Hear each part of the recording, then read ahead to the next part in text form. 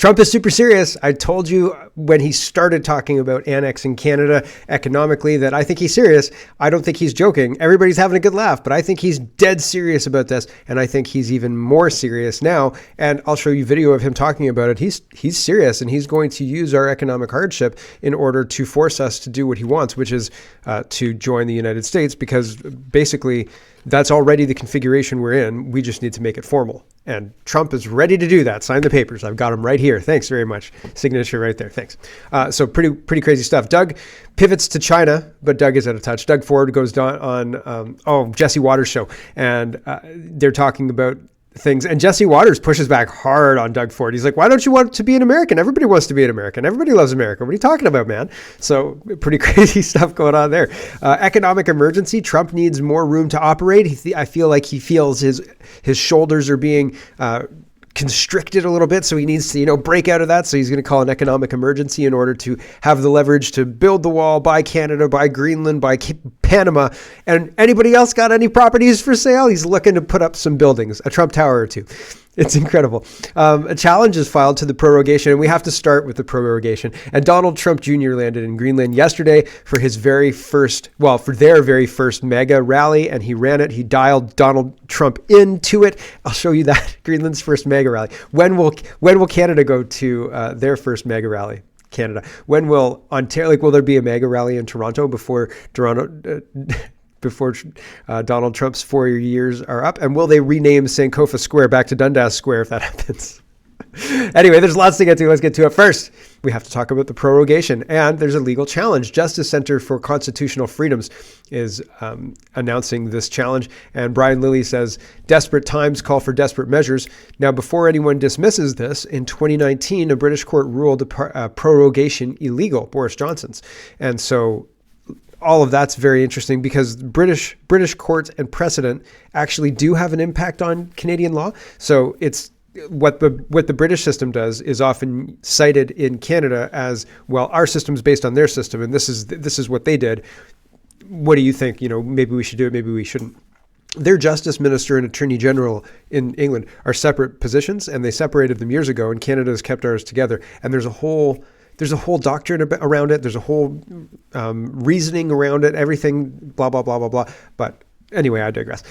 Here's the Justice Center for Constitutional Freedoms, and they say, breaking news, they're actually basing their challenge partially on the 2019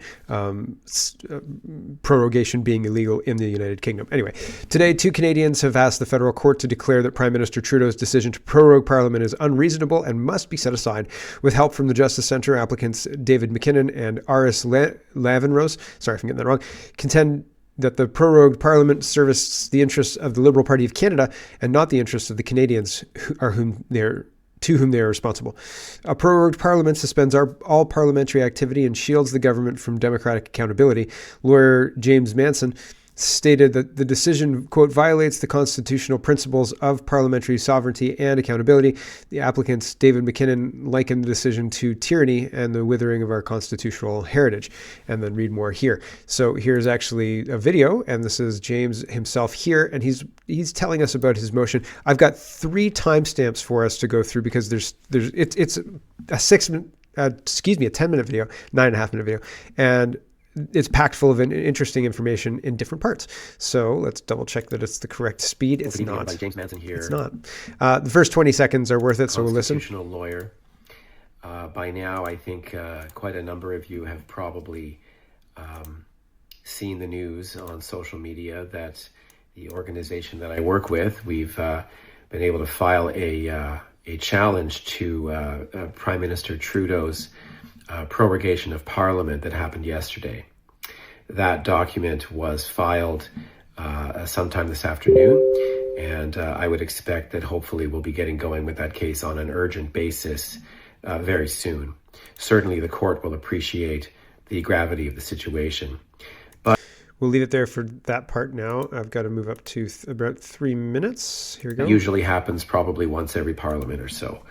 However, where it gets tricky is that you can't have it done. You can't prorogue Parliament to avoid political trouble. That's really what it comes down to in this case. Our case is remarkably similar that's how, anyway, we will argue the point, to the case in 2019 when Prime Minister Boris Johnson in the United Kingdom, he attempted to prorogue Parliament for 5 weeks out of 8. And the timing was very, very tricky because, as you guys may recall, that was when the Brexit was coming, and they needed to have an agreement with the European Union about how to exit from the EU. And if they didn't, there could be a hard exit, and it would have been very catastrophic economically, politically, for the UK and maybe for the EU. So anyway, Prime Minister Johnson at the time decided anyway to prorogue Parliament for 5 weeks of the 8 remaining weeks leading up to the Brexit. And essentially, he wanted to avoid scrutiny from Parliament. He wanted to avoid the tough questions, avoid all of the mess in the House of Commons that was happening at the time. And so ultimately, this led to a challenge like the one that we've brought today. And the Supreme Court of the United Kingdom ruled unanimously, 11 to 0, that the exercise of the prorogation power by Prime Minister Johnson to advise, at that point, the Queen, to prorogue was unlawful. And essentially what the Supreme Court of the UK said at that point was that you can't, in the course of proroguing, you can't frustrate or prevent the ability of Parliament to oversee the government, to do its job, which is to oversee the government, to supervise the government. Because as we all know, it's Parliament that is the supreme body in a Western parliamentary system. It's Parliament, not the government. It's Parliament as an entire body that is actually the supreme body of the country. Okay, so we're going to move just a little bit forward and put it up to 6:20 here, and that's my last timestamp. Reset Parliament. There's another issue, which is that why 11 weeks? This is an 11-week prorogation. That seems to be an awfully long time simply to have everybody's temperature cool down, to use the Prime Minister's words yesterday. And thirdly, there's also the stated intention of allowing the Liberal Party to have a leadership race. Now, I am not speaking politically at all in this case. However, what I'm doing is I'm speaking from a legal point of view. And as the UK said, the Supreme Court in the UK said, there must be a reasonable justification. And a Liberal Party, a political party's internal leadership race really has nothing to do with the business of the government. That's a party matter, not a government matter. And it's also certainly not something that all Canadians ought to worry about, particularly, again, in these times of turmoil when we know President-elect Trump is making noise, and that should be of concern to, in my view, all Canadians. You mean soon-to-be Americans? Just kidding, but we'll get there. And boy, is Donald Trump making noise, right? So people are responding to the prorogation, and there are people who are putting legal challenges together, I think robust legal challenges together. They're saying, you can't do this. Your leadership race is not an issue for government. Your leadership race is an issue for the Liberal Party. And if you can't put together a party that has the confidence of the House, then you should be forced to run an election with your party that's out of sorts. And you caused this problem. You caused it. Bruce says, it's not just political troubles that Justin Trudeau is trying to avoid by proroguing Parliament. It's a cover-up of criminal activity and treason. There are criminal investigations and requests for documents related to bogus COVID-19 and green energy contracts. All of that is being intentionally shut down. Yeah. So I think that's of note as well. And we should absolutely make it so that we are able to hold these people to account, because they're trying to use this procedural trick, and it's a bad one, as a shield. And no, Andrew Coyne, and this just made me laugh. This just made me howl. Andrew Coyne says, the Prime Minister needs to rescind prorogation. He needs to recall Parliament now. Oh, yeah, you think, Andrew? Huh. It's just funny. It just made me laugh because, like, now he wants the Prime Minister to act like a leader. Like, it's been a while, bud. True North is running this. Oh, that was the other thing I wanted to mention. Doesn't this guy look like Andrew Scheer? I was scrolling through. I thought, what's Andrew Scheer saying? And then he started talking. I was like, that's not Andrew Scheer's voice. That's not Andrew Scheer. He looks like Andrew Scheer. If somebody said to me, here's Andrew Scheer, I would be like, he looks different, but okay. Here's Andrew Scheer. This is a 4-minute one, but we'll listen to the first minute. He's just talking about how everything that's happened is pretty crazy, and we're going to prorogue, and we don't think that that's right. So he's talking on behalf of the CPC. Here we go. The Public Accounts Committee was supposed to meet to start the consideration of a non-confidence motion in this Liberal government.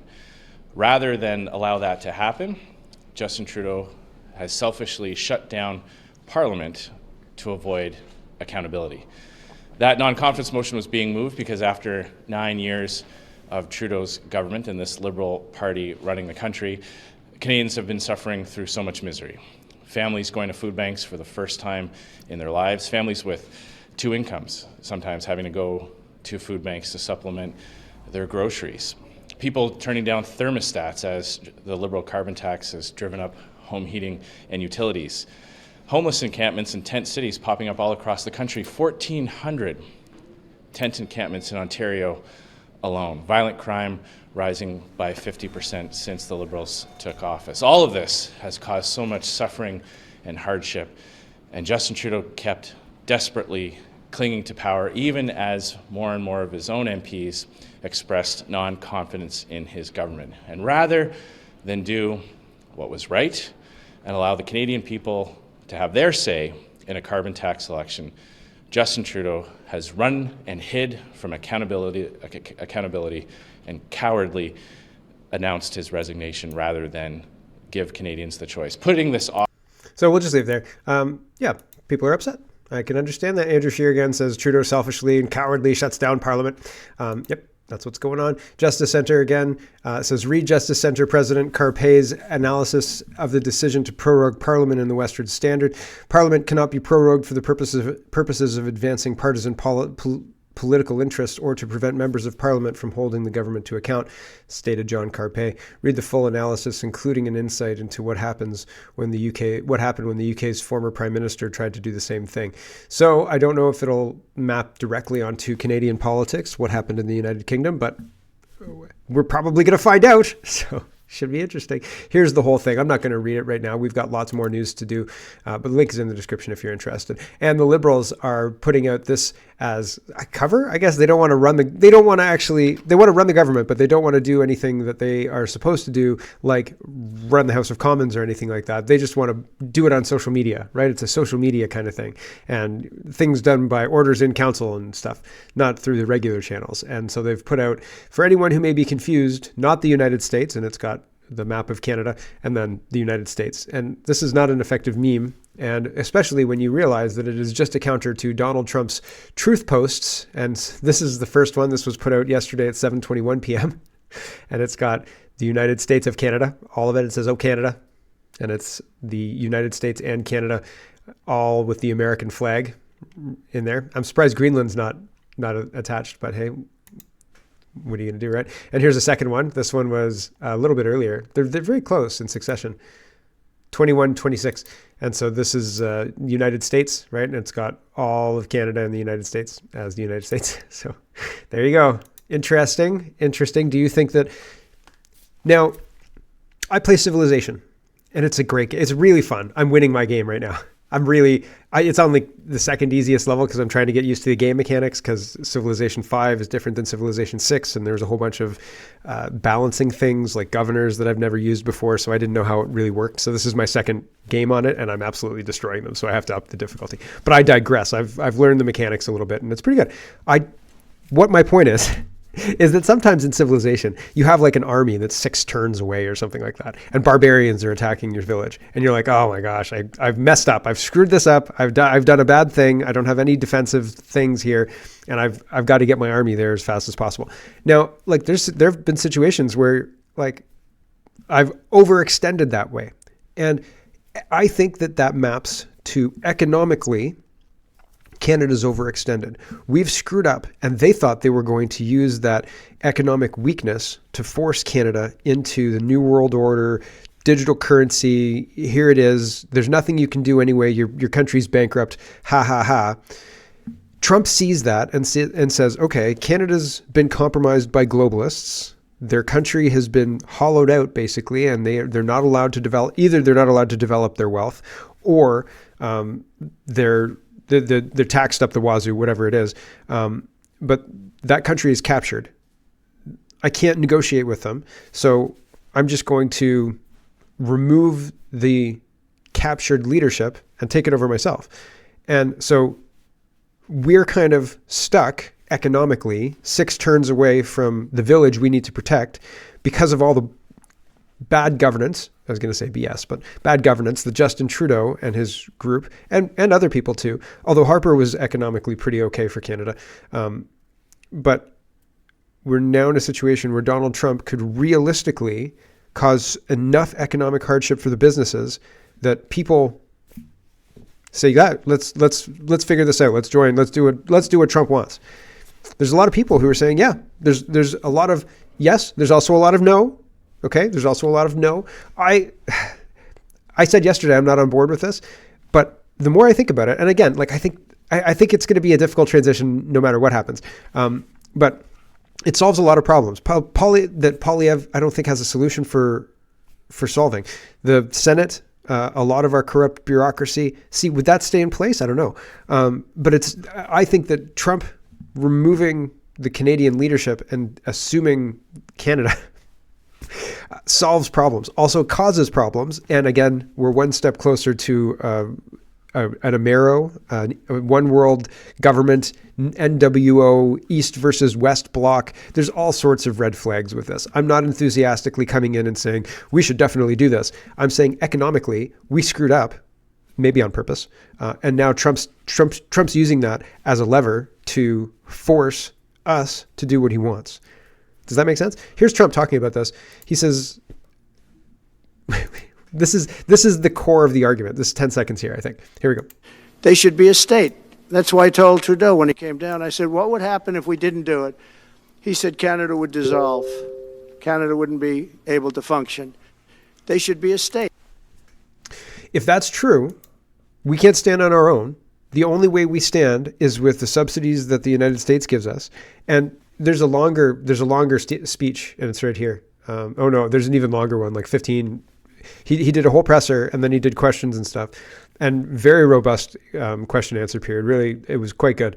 And he went into the economics of it, and he was basically saying, like, if they can't stand on their own, we're already subsidizing them to the point of that you would never subsidize another country. Like, if we're separate countries, I can't subsidize you at that level. But if we're the same country, then like we can sort out the problems and we can fix it, and we can be more economically powerful. You know, strike me down, I'll be more powerful than you've ever seen. So, right, like the longer one's interesting. Here he may go into it a little bit more, but we've got a couple of tabs to get to before that. Brian Lilly says we have to assume that he's not joking and not just trolling Trudeau. He's not. He is absolutely not. He is a leader in civilization, and he senses weakness, and he wants your civilization. And like in civilization, also sometimes the cities just decide they want to join your civilization. They're like, oh, the city rose up and decided they wanted to join your civilization, and then you have another city to control, right? So Donald Trump is trying to set the circumstances so that not only does he want us to join, but we want to join, right? That's what he's going to try and set up. He's going to try and set up the circumstances so that people will be happy to do what he wants. Here we go. Mr. President, if we were to work under the assumption that you're serious about making Canada 51st state of the United States, the leader of the Conservative Party in Canada said, under no circumstances will it ever be the 51st state. Maybe he won't win, but maybe he will. I don't. You had suggested. Listen, I don't care what he says. But Sir Lopez, you said you were considering military force to acquire Panama and Greenland. Are you also considering military force to annex and acquire Canada? No, economic force. So hold on, I just wanted to show this one because at the beginning he's talking about Pierre Poilievre. He says, well, maybe he won't win. You know, maybe that's not going to be the guy. Here's another one. Mark says, it's getting crazier by the day. Donald Trump reacting to Pierre Poilievre, saying that Canada will never be the 51st state. Maybe this is the one where he's reacting to Poilievre, but it leads right into that exchange. And I'm going to show you the longer one. Here we go. Mr. President, if we were to work under the assumption that you're serious about making Canada 51st state of the United States, the leader of the Conservative Party in Canada said, under no circumstances will it ever be the 51st state. Maybe he won't win, but maybe he will. I don't. You had suggested. Listen, I don't care what he says. But Sir Lopez, you said you were considering military force. So he says, maybe he won't win, maybe he will. I don't care what he says. And then he says, listen, I don't care what he says. And then he got moved over to this line. We're going to listen. This is 3.5 minutes. We're going to listen to all of this because this is mostly about Canada. And I think it's all important to hear and understand. So I think we're going to listen to all of it. Here we go. You said you were considering military force to acquire Panama and Greenland. Are you also considering military force to annex and acquire Canada? No, economic force. Because Canada and the United States, that would really be something. You get rid of that artificially drawn line, and you take a look at what that looks like, and it would also be much better for national security. Don't forget, we basically protect Canada. But here's the problem with Canada. So many friends up there. I love the Canadian people. They're great. But we're spending hundreds of billions a year to protect it. We're spending hundreds of billions a year to take care of Canada. We lose in trade deficits. We're losing massive. We don't need their cars. You know, they make 20% of our cars. We don't need that. I'd rather make them in Detroit. We don't need the cars. We don't need their lumber. We have massive fields of lumber. We don't need their lumber. We have to unrestrict them because stupid people put, restrictions on, but I can do that with an executive order. We don't need anything they have. We don't need their dairy products. We have more than they have. We don't need anything. So why are we losing $200 billion a year and more to protect Canada? And I said that to, as I called him, Governor Trudeau. I said, listen, what would happen if we didn't subsidize you, if we didn't, because we give them a lot of money. We help them. As an example, we're buying icebreakers, and Canada wants to join us in the buying of icebreakers. I said, we don't really want to have a partner in the buying of icebreakers. We don't need a partner. But no right. Nope. No right. Here's what we have. We have a right not to help them with their financial difficulties because we owe $36 trillion too. We're going to start knocking it out pretty fast, but we're going to be able to do it because of energy and other things. But no right. No right. But why are we supporting a country 200 billion plus a year? Our military is at their disposal. All of these other things, they should be a state. That's why I told Trudeau when he came down, I said, what would happen if we didn't do it? He said Canada would dissolve. Canada wouldn't be able to function if we didn't take their 20% of our car market. They send us hundreds of thousands of cars. They make a lot of money with that. They send us a lot of other things that we don't need. We don't need their cars, and we don't need the other products. We don't need their milk. We got a lot of milk. We got a lot of everything, and we don't need any of it. So I said to him, well, why are we doing it? He said, I don't really know. He was unable to answer the question, but I can answer it. We're doing it because of habit, and we're doing it because we like our neighbors, and we've been good neighbors, but we can't do it forever, and it's a tremendous amount of money. And why should we have a $200 billion deficit and add on to that many, many other things that we give them in terms of subsidy? And I said, that's okay to have if you're a state. But if you're another country, we don't want to have it. We're not going to have it with European Union either. European Union, we have a trade deficit of $350 billion. They don't take our cars. They don't take our farm product. They don't take anything. And so we're not going to have it with them either. I would do worse. I would do worse. I would, if what Trump says is true, and who knows if what he says is true, but if what he says is true about the fact that if without the subsidies, Canada would dissolve, Canada would not be economically viable. If that's true, then Trump, all he has to do is say, I'm going to put 100% tariffs on cars from Canada. Done. Destroy our auto industry, period. And reshore jobs back to the United States. That's a win-win for Trump. He doesn't care, right? And not to say he doesn't care, but his focus is the United States, the people of the United States, not the people of Canada, because he's the president of the United States, right? And so he says, listen, we can help you. I can help you. You want to become American? Come on. The water's warm. We want to help you. We give you $200 billion a year. We want to help you. Why not? If that's true, he has all of the ammunition he needs to economically force us to do what he wants. In my humble opinion, I think that that's accurate. If it's not true, then Trudeau can tell him to pound sand. But I think maybe he might have a point. economically. Usually when he says things like this, he usually knows his stuff. Numbers seem to be his thing, right? And so Trudeau does tell him to pound sand, but I still don't think that I don't think that Trudeau's done any research about it. I think he's acting the part, right? He's seen on movies that this is what the strongman prime minister would do, and so that's what he does. Here's Alberto Plummer. He says, well, ROFL, what an idiot of Trump. I thought he was trolling. I will absolutely go to war. He says, my family has been in Canada for 300 years. Like F, I'm going to get swallowed up by the Americans. I like Trump. I understand that he sees Canada as dollar signs, but he can get effed. Okay, Trump's trying to create a situation where he takes care of his citizens and he doesn't want to leave Canada out in the cold, but he's making the point that economically, without the United States, Canada would collapse. If that's not true, then we should stand on our own. But if it is true, then we might not have an option. And I think that that's true. If this happens, we're not going to get a vote on it. It's just going to happen. Okay. Nobody's going to say, do you want to join the United States? Yes or no. Here's a referendum. I don't think that's going to happen. I think it's going to be economically forced. And I think Trump has the cards to do it. And I'm just saying, right? It doesn't matter one way or the other. I don't think you're going to go to war. I don't think you're going to. We've been snookered.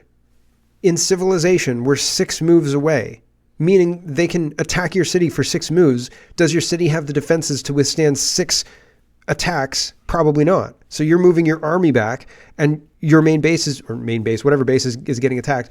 That's what's happened to Canada. Economically, we're effed. Economically, we can't respond. Oh, okay. Where else should we sell all those cars that we make in Ontario to make sure that our entire economy doesn't tank?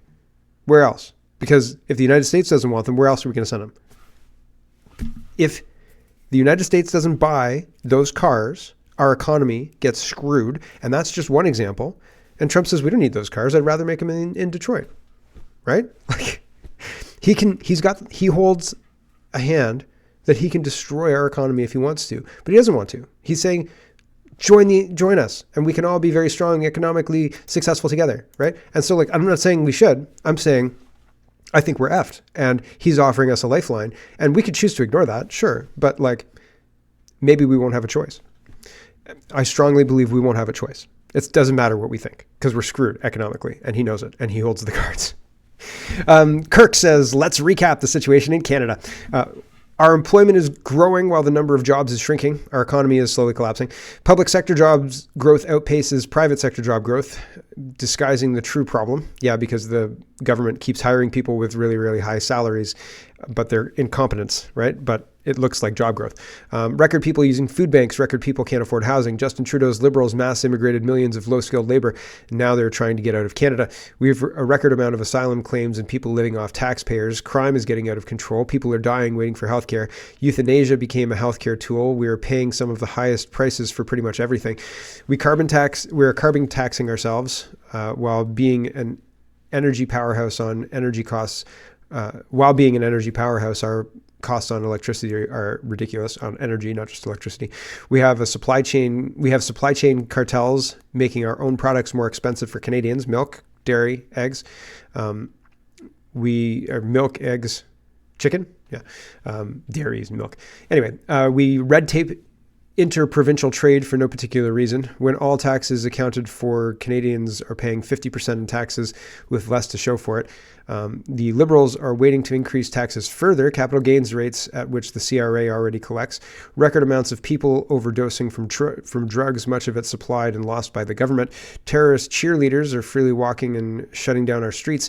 We have more and more places in Canada where it's becoming impossible to campaign in English. 30% of our trucking industry is black market. Our quality of life is rapidly dropping. Our GDP per capita is the same level it was 10 years ago. Canadian dollar dropped 8% versus the United States dollar last year. That's a problem that would be solved by being absorbed by the United States, depending on the terms, right? Half of the the weaker our financial position, the more leverage Trump has. The more our dollar sinks, the more strength Trump has to do whatever the heck he wants with us. Okay. Half of the assets in our military aren't functional, and we are depleted to the point of personnel buying their own gear. Do you think that if the United States wanted to invade Canada forcefully, we would be able to stop them? Do you think we could? Do you? Because I don't. I don't think we could at all.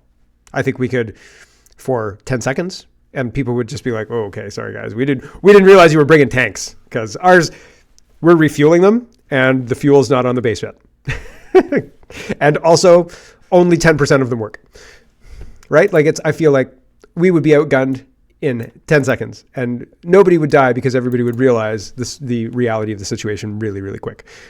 Matt Walsh even says bloodlessly, like it would be an easy takeover of Canada. We could do it bloodlessly in a week. And as much as I'd like to say, no, what militia, what army, what any group of people who actually love Canada enough to protect it, right? Like there are dozens of us, okay? Honestly, we can't hold anyone in the public sector or politicians accountable for anything. At least 11 of our MPs, members of Parliament, are working with and for the benefit of foreign countries. The Liberals tabled a $61.9 billion deficit in our budget on the last day of the House of Commons and ran away. There are no plans at all to go back to balanced budgets. We don't have a finance minister. Our prime minister said he'll resign, but like later. Our government has been prorogued, so we essentially have no governance. Actually, we have no government oversight. A good 30% of Canadians would still vote for all of the above, showing just how many idiots we have.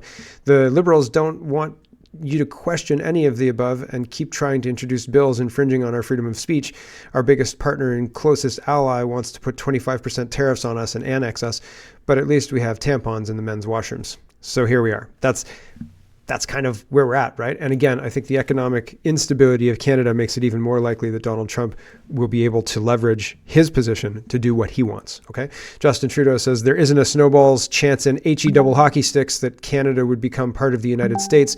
Workers and communities in both our countries benefit from being each other's biggest trading and security partners. Elon Musk says, girl, you're not the governor of Canada anymore, so it doesn't matter what you say. Pierre Poilievre's getting in on this as well. He says Canada will never be the 51st state, period. We are a great and independent country.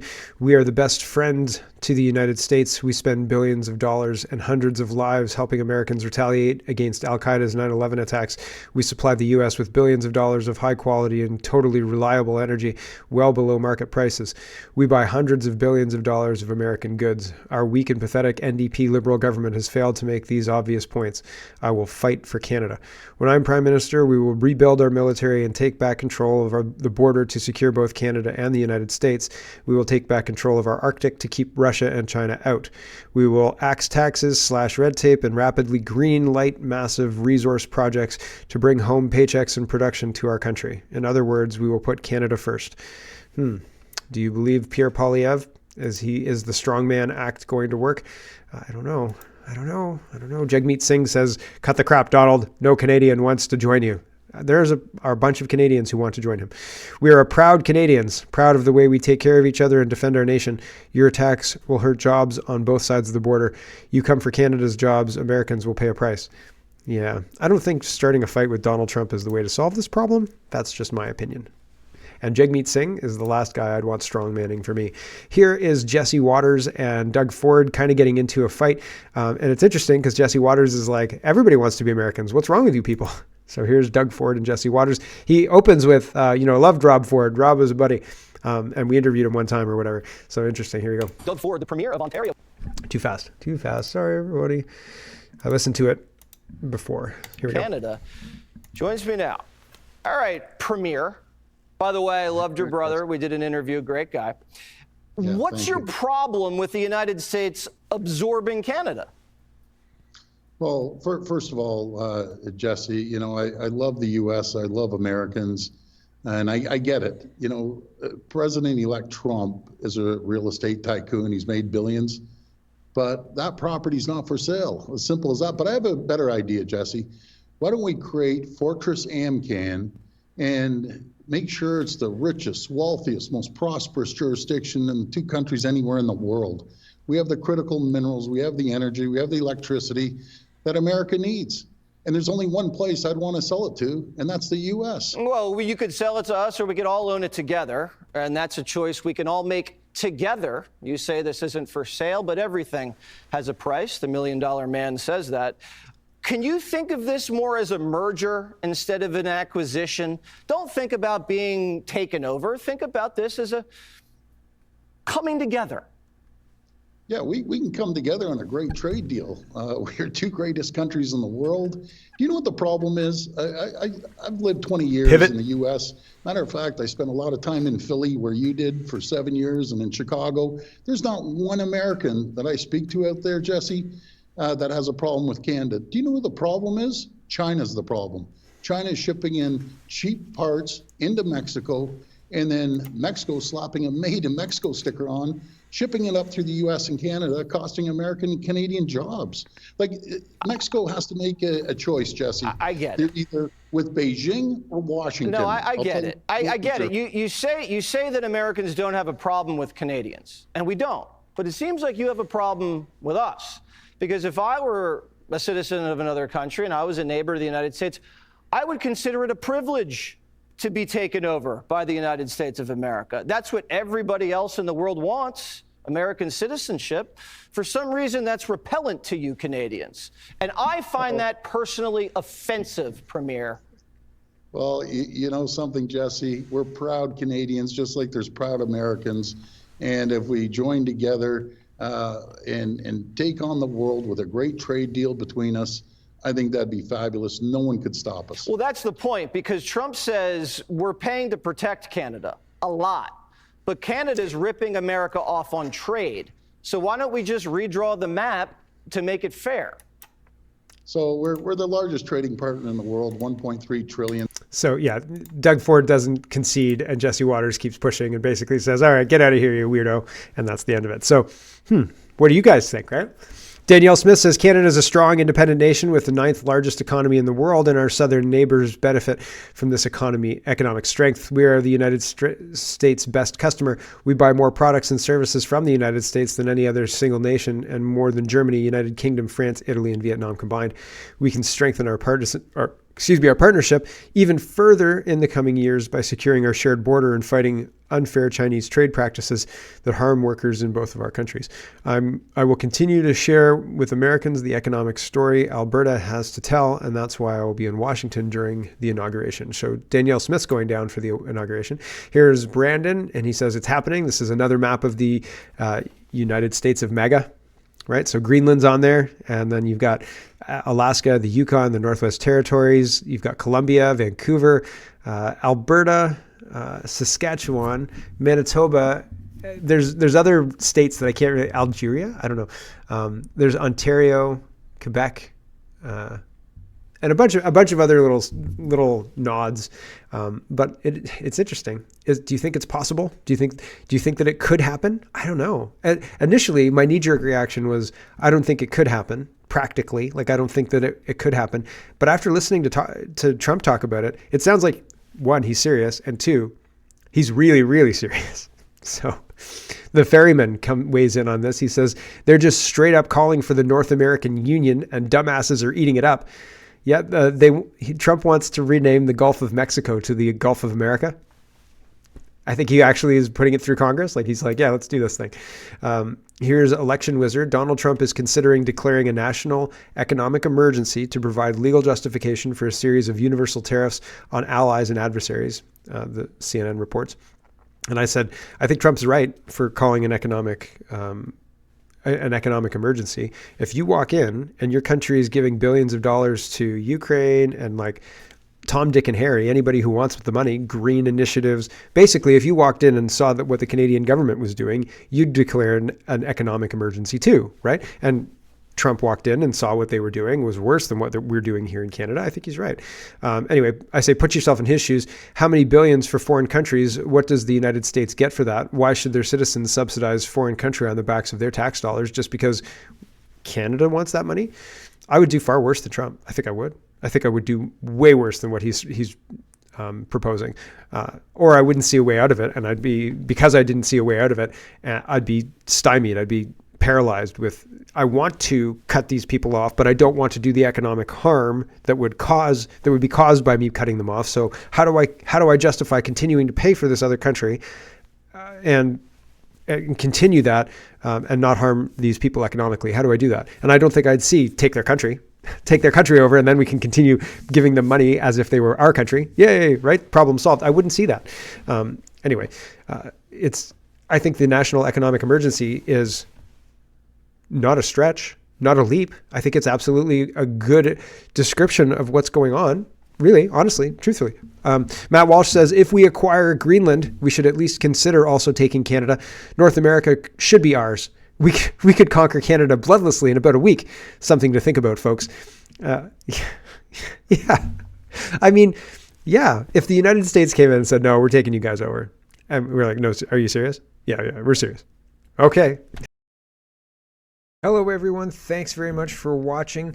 This is just a short version of a longer show. If you'd like to get the whole show, you can go over to CanadaPoly.com and sign up for a subscription. Just look in the drop-down tab for Shop and Donate and look for subscriptions, and you'll get immediate access to the full show. Love to see you. Thanks for watching, everybody. Have a wonderful, wonderful